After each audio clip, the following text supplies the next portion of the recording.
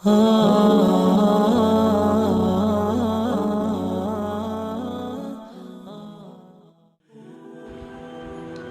بچے کے منہ سے کوئی دیوالا چھین لے، ہمارے بچے کو جان بوجھ کر کوئی رولائے اور ہم سے پیار کی باتیں کرے، ہمیں مزہ آئے گا؟ ہم سے محبت کریں گے؟ ہمارا دل دکھے گا؟ اللہ کے بندوں کو ناحق ناراض کر کے ستا کر پھر اللہ کو راضی کرنے چلے، کہاں سے ہماری دعائیں اثر کرے گی؟ کہاں سے ہماری دعائیں قبول ہوگی؟ ہم بڑی غفلتوں میں ہیں دوستو، ہمیں تو بیوی کے حقوق بھی معلوم نہیں ہیں، بیوی کے ساتھ کس طرح سے رہنا۔ ہم تو سمجھ رہے ہیں مہر دے کر جیسے بکری خرید کر لائے، جی چاہا ہاتھ اٹھا لیا، جی چاہا ماں بہن کی گالی دے دی، اس کو گالی دی بس نہیں ہوا تو اس کے ماں باپ کو بھی برا بھلا کہہ دیا۔ آخرت میں سارا حساب لینا ہے، اور اس کے دل سے اٹھی ہوئی آہیں آدمی کو تباہ کر دیتی ہے۔ کبھی وہ پھل پھول نہیں سکتا، پھر اولاد سے کبھی وہ فائدہ نہیں اٹھا سکتا۔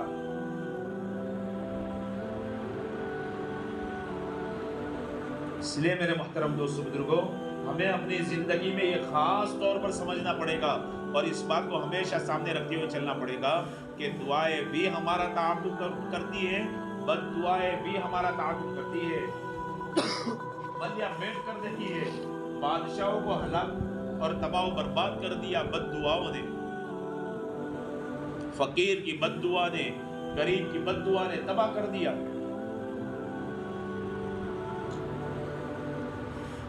ظالم و جابر بادشاہ ہے، ظلم حد سے زیادہ کرنے والا ہے۔ حضرت شیخ نے فضائل اعمال میں واقعہ لکھا ہے، وہ سفر کے لیے نکلا، ایک خارشی کتا جس کو کھجلی کی بیماری ہو گئی تھی، وہ کتا نظر آیا۔ اتنے بڑے ظالم کو جو انسانوں پر ظلم کرتا، کبھی رحم نہ آیا، کبھی ترس نہ آیا، کبھی دیا نہ کھائی، اس کے دل کے اندر رحم آ گیا۔ او بیچارہ کتنا پریشان ہے۔ خادم کو حکم دیا، جاؤ اس کو لے کر جاؤ، تیل کی مالش کرو، اس کے اوپر کمبل ڈالو اور اس کی دیکھ ریکھ کرو جب تک میں سفر سے واپس نہ آ جاؤں۔ سفر کے لیے گیا تھا، سفر پورا کر کے واپس آیا۔ جب محل میں پہنچا، خادم کو بلایا، کتے کو لاؤ۔ کتے کو لایا گیا، کافی حد تک اچھا ہو گیا تھا، لیکن ابھی بھی پوری صحت نہیں ملی تھی۔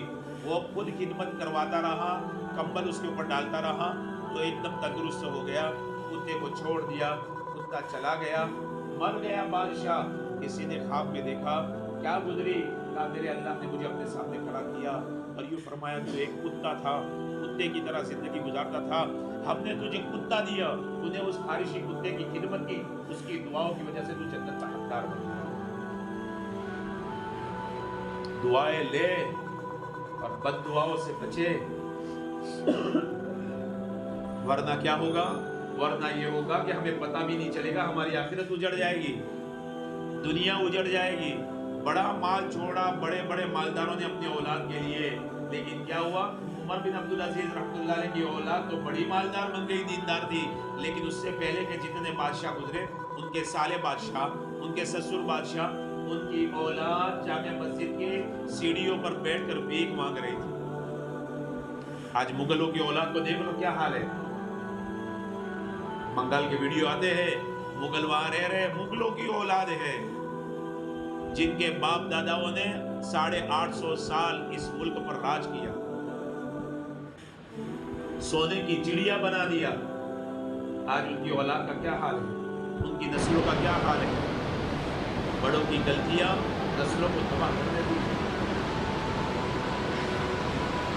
اس لیے میرے محترم دوستو، اگر ہم چاہتے ہیں بد دعاؤں سے بچے، بھول تو کس سے نہیں ہوتی، اور بھولنا ہماری فطرت میں ہے۔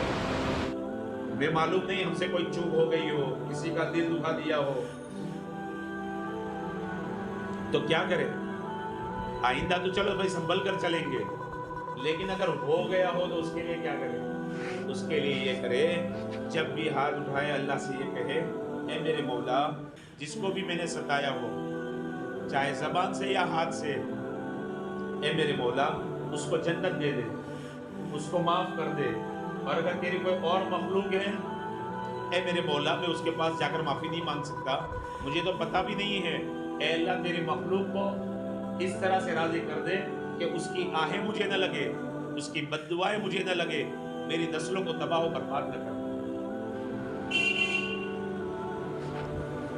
دعائیں کرنے کی ضرورت ہے، اللہ کی حفاظتوں کے نظام کو ساتھ میں لینے کی ضرورت ہے۔ یا حفیظ یا سلام کا خوب ورد کرے، بد دعائیں ہمارا تعاقب کرنا چھوڑ دے گی، اللہ کی حفاظت کے قلعے میں آ جائیں گے۔ دشمنوں کے وار سے بچنا ہو تو کیا کرو؟ قلعے کی دیواروں کے اندر چلے جاؤ، قلعوں کے دروازے بند کر دو، حفاظت میں آ جاؤ گے، اللہ کی حفاظت کے قلعے کے اندر ہم آ جاؤ گے۔ ورنہ اس زمانے نے، اس دور نے، یہ سورج اور چاند کے نظام نے، آسمان زمین کے نظام نے یہ دیکھا ہے کہ باپ نبی ہے، بیٹا کافر ہے، باپ نبی ہے، بیٹا کافر ہے، بیٹا نبی ہے، باپ کافر ہے، شوہر نبی ہے، بیوی کافر ہے، بھتیجا نبی ہے اور چچا کافر ہے۔ اس دور نے دیکھا ہے۔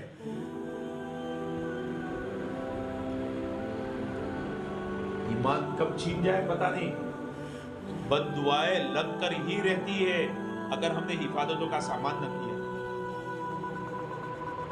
وائرس سے کتنے بچے؟ ہر ممکن کوشش کر ڈالی،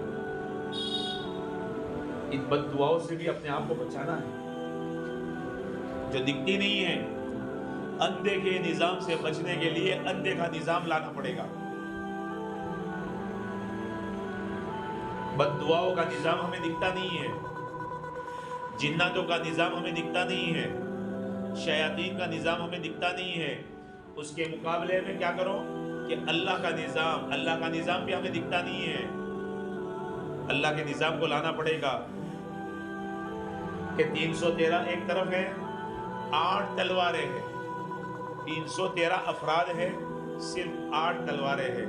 بھائی کیوں آئے ہو؟ کشتی لڑنے؟ نا، جہاد کرنے۔ واہ سبحان اللہ، کیا صحابہ کا کامل عشق تھا۔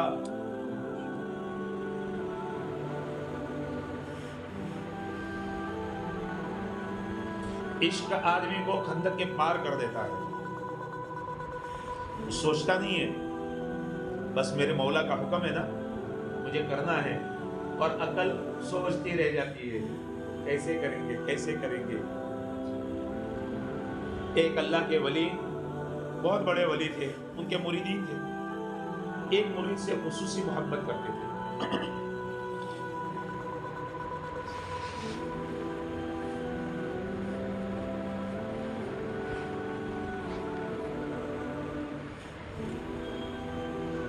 ایک مرید سے خصوصی محبت کرتے تھے تو دوسرے مریدوں کو ذرا جلن ہوتی تھی، حسد ہوتا تھا، کیا ہم نہیں دکھتے؟ جیسے یوسف علیہ السلام کے بھائیوں کو حسد ہوا تھا نا، کہ بس ابا تو جب بھی دیکھو یوسف یوسف یوسف یوسف، کیا ہم نہیں دکھتے؟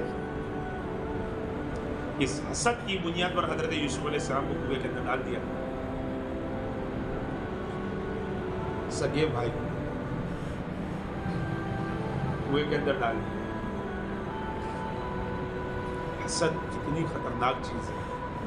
تو مریدین کو حسد ہوتا تھا، جلن ہوتی تھی، جب بھی دیکھو شیخ سے ہی بس ہم نہیں دکھتے، ہم بھی تو سچی طلب لے کر آئے ہیں، ہم بھی تو شیخ سے محبت کرتے ہیں، ہماری طرف بھی تو وہ پیار والی نظر ہو، محبت والی نظر ہو، کرم والی نظر ہو۔ حضرت نے بھانپ لیا، شیخ نے بھانپ لیا، او ہو میرے مریدوں کے دلوں میں تو یہ کھچڑی پک رہی ہے، اب کیا کرو؟ بھائی ان کو حقیقت سمجھانی ہے۔ ایک مرتبہ حضرت نے اونٹ کا بچہ کسی کے ذریعے سے منگوایا، اپنی خانقاہ کے اندر اونٹ کے بچے کو بٹھا دیا، مریدوں سے کہا بھائی دیکھو اس اونٹ کے بچے کو ہے نا چھت کے اوپر اٹھا کر لے کر جانا ہے، گود میں اٹھا کر لے کر جانا ہے، تو کوئی بکری کا بچہ تھا تو اٹھا کر لے کر جاوے، اونٹ کا بچہ بھی کتنا بڑا ہوتا ہے۔ ایک مرید سے کہا بھائی ذرا حضرت خیریت تو ہے؟ کئی بخار دماغ میں تو نہیں چڑھ گیا نا؟ آدمی بکواس کرتا ہے نا جب سر میں بخار چڑھ جاتا ہے، دماغ پر اثر کر جاتا ہے تو کہا اچھا ٹھیک ہے کوئی بات نہیں بھائی آپ ذرا، کہا حضرت اونٹ کا کوئی بات نہیں، آپ سب کو پوچھا، سب نے اسی طرح عقل کے گھوڑے دوڑائے۔ اب اس مرید کی باری آئی جس سے حضرت بڑی محبت کرتے تھے، कहा भाई जरा आप, जी हजरत, उठा। कभी गर्दन पकड़ता है, कभी पुछड़ी पकड़ता है, कभी पैर उठाता है, उठाने की कोशिश कर रहा, पसीना पसीना हो गया, वो उठे। बकरी के 4 बच्चे हम उठा सकते हैं, लेकिन हजरत ने देखा ना, वो हो पसीना पसीना होगा, कहा भाई आ जा, वापस आ जा।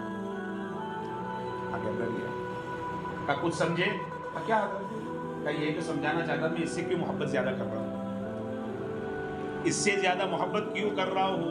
इसकी वजह ये है कि जब भी मैं इसको कोई बात बताता हूँ, कोई हुक्म देता हूँ, वो कभी अक्ल के घोड़े नहीं दौड़ाता।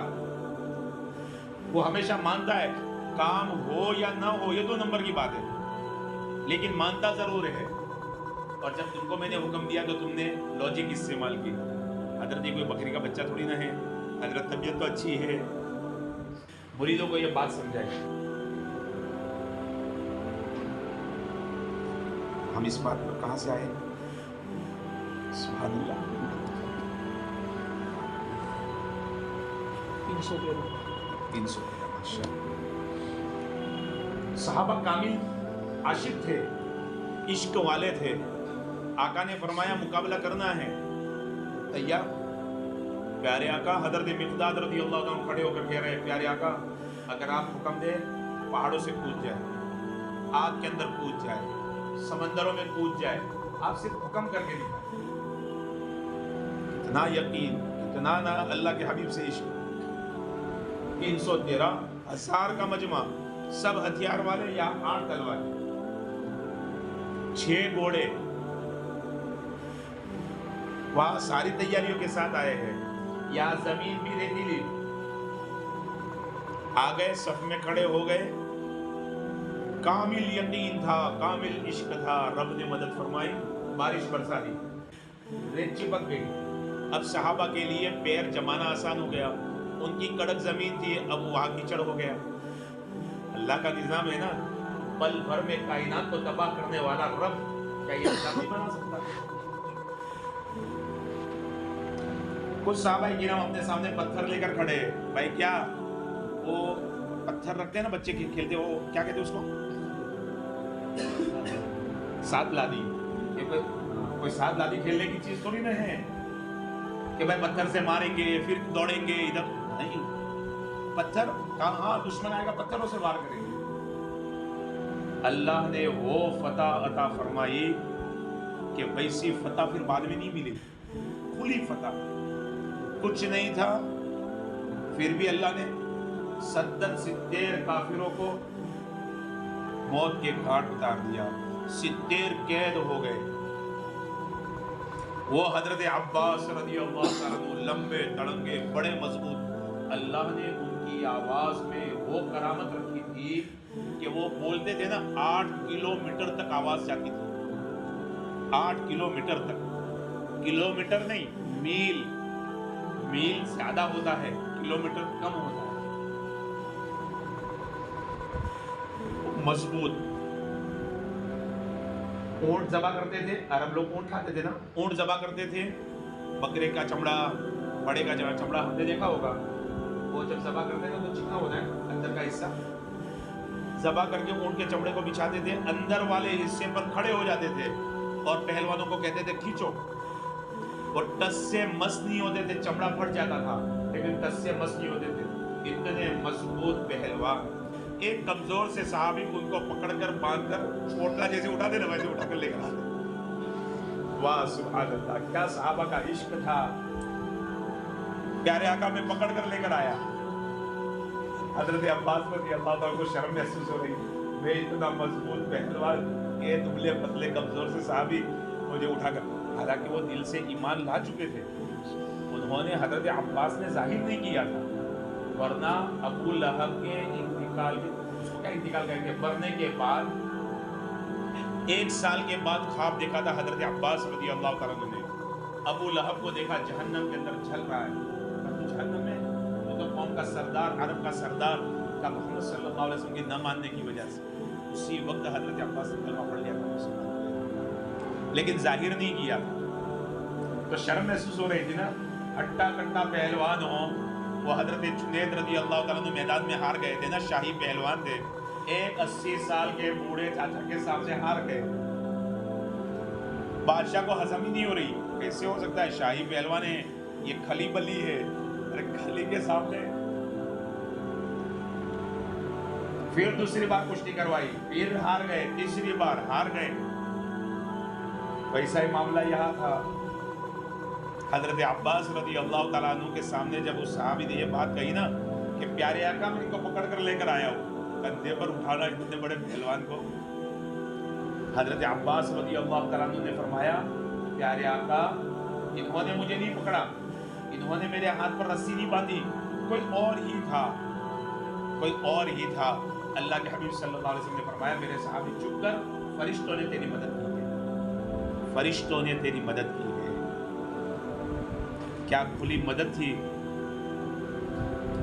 کچھ نہیں ہے لیکن یقین ہے، عشق ہے، عشق کی خاطر سب کچھ کر لیا۔ اس لیے میرے محترم دوستوں کو ہمیں اپنی زندگی کے بارے میں سوچنا پڑے گا۔ یہ دن رات گزر رہے ہیں نا غفلتوں والے، یہ ہمارے لیے خطرے کی گھنٹی ہے۔ دکھتا تو سامنے وہ گھی والی روٹی ہے، بہترین روٹی کا ٹکڑا لگا ہے، چوہے میاں سمجھتے ہیں ابھی جا کر کھاؤں گا پیٹ بھر جائے گا، کیا خوشبو آتی ہے، لیکن جاتا ہے تو سمجھ میں آ جاتا ہے ارے بھائی یہ زندگی کا سامان نہیں تھا، یہ تو موت کا سامان تھا۔ چھوٹی مچھلی کا شکار کیا جاتا، چھوٹے چھوٹے جھینگے وہ گل کے اوپر کانٹے کے اوپر لگائے جاتے اور اس کو سمندر کے اندر ڈالا جاتا، ندی کے اندر ڈالا جاتا بڑی مچھلی کا شکار کرنے کے لیے۔ بڑی مچھلی دیکھتی ہے دور سے بھاگتی ہوئی آتی، آہا ہا گوشت ہے، کھائیں گے پیٹ بھر جائے گا۔ قریب آتی ہے نا تو وہ مری ہوئی مچھلی، چھوٹی مچھلی کہتی ہے میں مری ہوں تیرے واسطے، تو نہ مرنا میرے واسطے۔ چھوٹی کو کیوں مارا گیا؟ بڑی کو پکڑنے کے لیے نا، چھوٹی کھانے کے لیے نہیں ماری گئی، چھوٹی کو مارا گیا بڑی کو پکڑنے کے لیے۔ تو کیا کہتی ہے میں مری ہوں تیرے واسطے، تو نہ مرنا میرے واسطے، اگر تو مری میرے واسطے تو باہر کوئی کھڑا ہے تیرے واسطے۔ بات سمجھ میں نہیں آتی، کھانے لگتی ہے، ارے سامنے گوشت ہے کوئی دکھتا نہیں ہے، اور یہ کیسی کیسی باتیں کر رہی ہے، یہ اپنے آپ کو بچانا چاہتی ہے، کھا لیتی ہے۔ جب وہ کانٹا پھنستا ہے نا تو پھر سب نظارہ نظر آ جاتا ہے، وہ شکاری بھی نظر آتا ہے، اس کی تیز دھاردار چھری بھی نظر آتی ہے، وہ گرم ہوتا ہوا تیل بھی نظر آتا ہے، اور اس کے بعد کس طرح تڑپتی ہے کسی بھی طرح بچ جاؤ، لیکن بچ نہیں سکتی۔ میں مری ہوں تیرے واسطے، تو نہ مرنا میرے واسطے، اگر تو مری میرے واسطے تو باہر کوئی کھڑا ہے تیرے واسطے۔ یہی حال دوستو ہمارے ساتھ ہے۔ دنیا کو اللہ رب العزت نے مردار بتایا آقا کی مبارک زبان کے ذریعے سے، الدنیا جیفا، دنیا مردار ہے۔ اور دنیا کو مردار کیوں بنایا گیا؟ انسانوں کے واسطے، تاکہ ایمان والے اس سے دل نہ لگائے۔ دنیا بھی ہم کو کہتی ہے او غافلو تم کیا کر رہے ہو، تم نادانو کیا کر رہے ہو، تمہیں کچھ پتہ بھی ہے؟ مجھے ملعون بنایا گیا، مجھے رحمتوں سے دور کیا گیا، میرے اندر لعنتیں بھر دی گئی، مجھے مردہ قرار دے دیا گیا، یہ تمہاری وجہ سے۔ دیکھو تمہاری آزمائش کی چیز ہو، میرے اندر مبتلا نہ ہو جانا، میری چاہت کے اندر ایسا نہ لگ جانا کہ اللہ سے غافل ہو جاؤ، خدا کو بھول جاؤ۔ اگر تم نے ایسا کیا تو پھر کیا ہوگا کہ قبر کے اور حشر کے اور دوزخ کے فرشتے تمہارے انتظار میں ہیں۔